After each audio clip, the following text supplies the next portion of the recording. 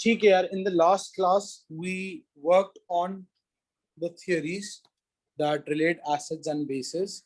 ठीक है, we figured out that there's not just one theory, there are a lot of theories. Number one was the theory, RNS theory of acid bases. Number two was the Bronsted-Lowry theory, which talked in terms of protons.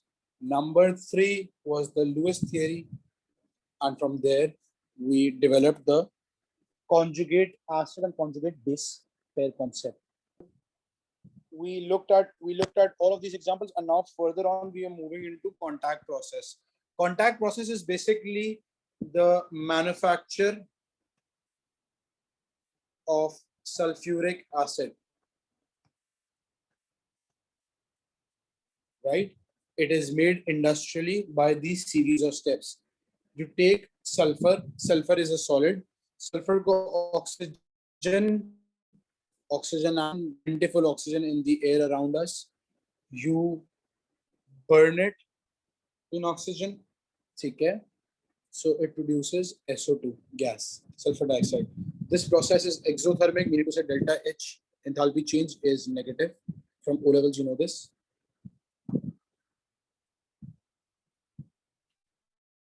Sulfur is burnt with a yellow flame. Please, you need to learn this color change. The rate of flow of air has to be fast to prevent further oxidation of SO2. SO2 can move on to SO3, right? Please note that we take a separate process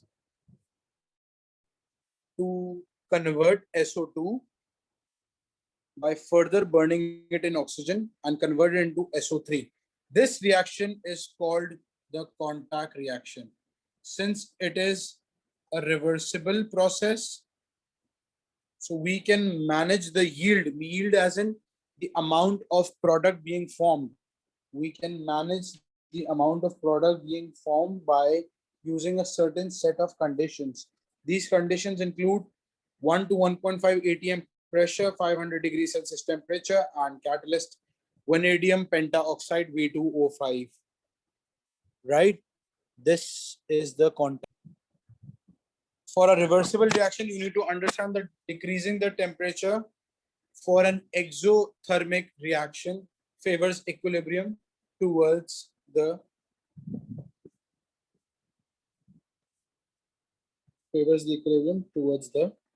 back, right? Increasing the temperature favors the equilibrium towards the back. If you are increasing the temperature, it moves in the backward direction. However, if you are decreasing the temperature, the equilibrium favors in the forward direction.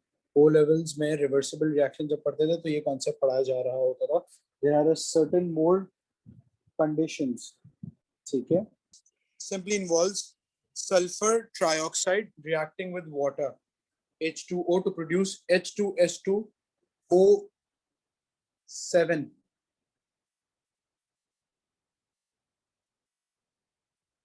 H2S2O7. This is called oleum, right?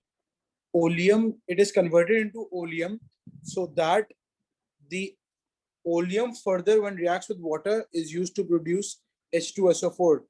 This H2SO4 produced is in varied concentrations and is under our control, right? There is also another reaction. If had you reacted SO3 directly with water, some books also give out this reaction. It would have produced H2SO4. However, this sulfuric acid is highly concentrated and corrosive, and it's not under our control. And this is the reason why we do not prefer this reaction. Because when you're manufacturing it industrially, you need to keep a lot of factors in mind, and different concentrations are used in different areas. If it's extremely concentrated, it becomes corrosive, which is very dangerous for the human body. Next comes the concept of Okay, every reaction has an equilibrium constant involved. There are two types of equilibrium constants. One is called the Kc, which is the concentration constant. Please understand that square brackets denote the concentration, which has the units mole per dm cube. There's another equilibrium constant called Kp, where P is the partial pressure. Partial pressures can be calculated by dividing the mole fraction, meaning to say moles divided by total number of moles into the pressure. Right? Firstly, we move on with Kc. It is the ratio of the concentration of the product to the concentration of the reactant. Simply Kc of any reactant can be worked out using this, where the square bracket will tell you the concentration of the product upon the concentration of the reactant. Units of Kc will depend on the number of moles, right? For Kc expression, we need to ignore solids. This is a very important point, by the way. You do not consider solids as they have constant concentrations, right? Let's say for example, I had the equation. So this equation, if you were to make the Kc equation, you would simply put forward the product, which is H2S2O7 upon the reactant, which is SO3 times H2O. Please understand one thing, that the moles will actually become the power.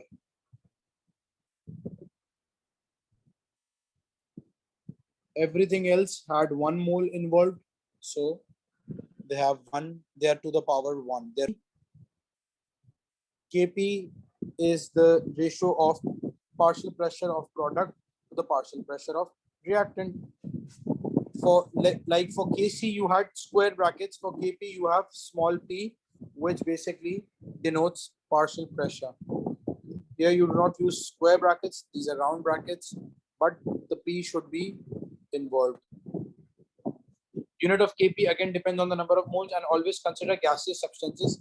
You will ignore all aqueous, solids and liquids for Kp, right? Please understand that Kc and Kp will give the direction and the extent of a chemical reaction. I told you for a fact that Kc is equals to concentration of product upon reactant, and I gave you the example.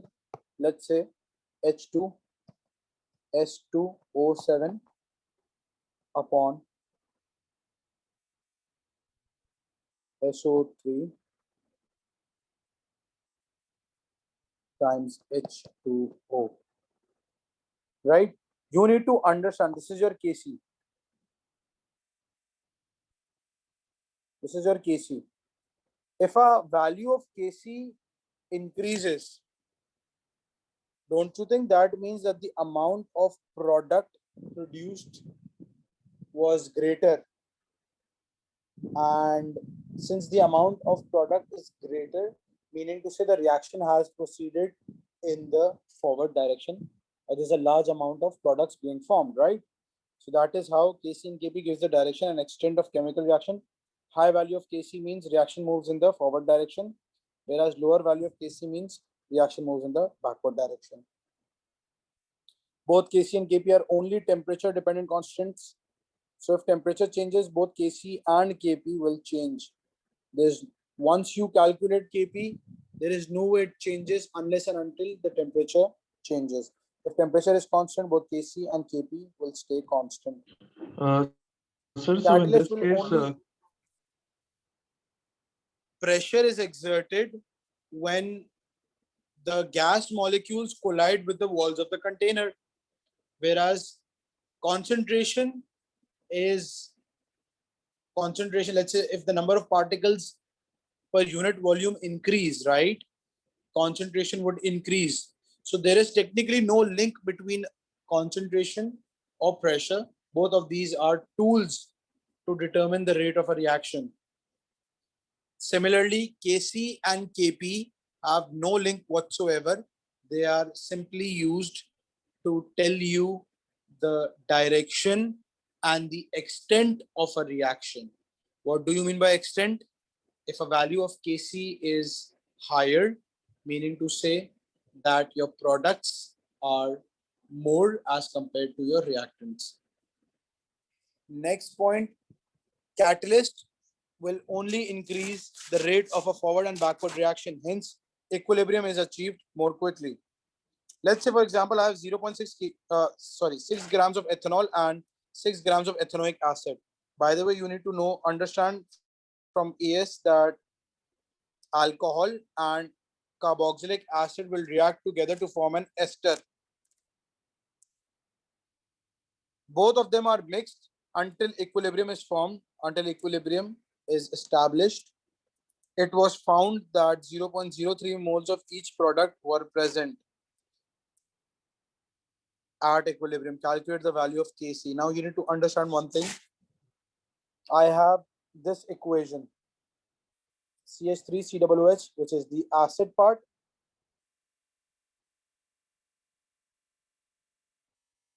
This is the alcohol part. Both will react to form the ester, ethyl ethanoate plus water, right? Initial moles of each can be worked out using the equation moles is equals to mass upon mR.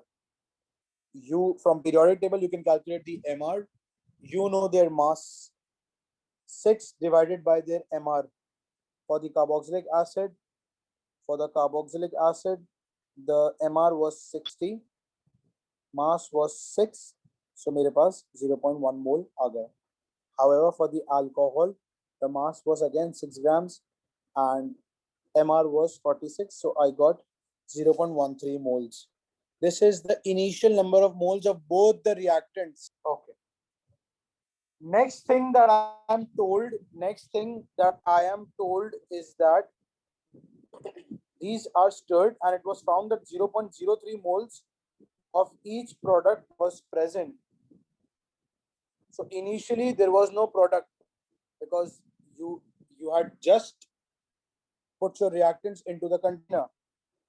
After you had added them, you realized that there's 0.03 moles of each product there. That simply means this 0.03 had subtracted from the initial moles to get this value, and that 0.03 again subtracted from the initial mole to get this value. Yes, sir. You know for a fact that concentration is equals to number of moles upon volume. So you have the equilibrium moles. You're just dividing all of these by volume. You're not told the volume. You're not told about the volume. So you just simply divide this by volume and make an expression. The products upon the reactants. You will realize that T and V will cancel off with V square and you simply can work off the value of Kc from here. Next question that I have in hand is that 0.1 mole of ethanoic acid and 0.1 mole of ethanol are mixed again. Stirred until equilibrium, it was found that 0.02 moles of acid were present. Firstly, I made the equation, right? Initial moles were provided. Initially, the container had no product, so 0 moles. They were mixed until equilibrium and it was found that 0.02 moles of acid were present at equilibrium. So this is the acid, 0.02 moles of acid were present. Please understand that acid and alcohol are existing in a 1:1 ratio. So whatever moles you have of the acid will go along with the moles of alcohol because 1:1 ratio. One more thing. Initially, you had 0.1 moles of acid, and after the reaction, you were left with 0.02 moles of the acid. That simply means that 0.08 moles had reacted, right? Where did they go? They were used to form the products. Okay, and from here you can just divide all of these number of moles by volume, and then you can work off the value of Kc from here.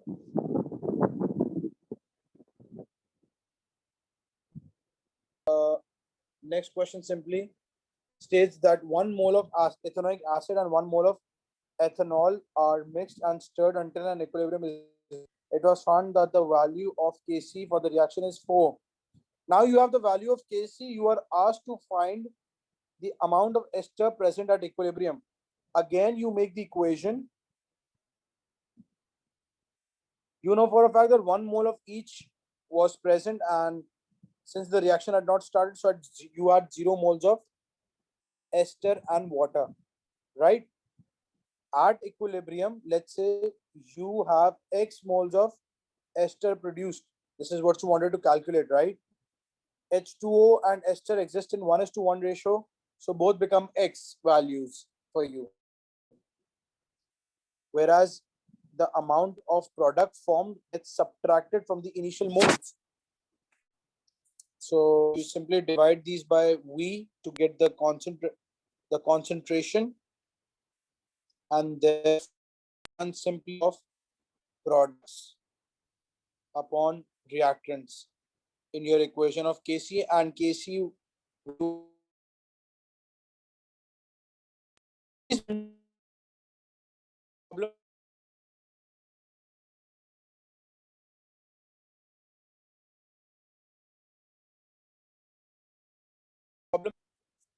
could have simply put forward an under root just to avoid complex calculus. When you maths says that whatever you are doing on the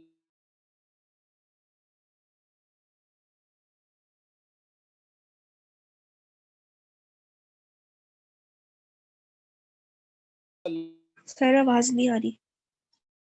the value of X, you were asked to calculate the amount of ester produced, तो मैंने उसको X कर दिया, right? Simply I made that as my X value, and again formed an equation for Kc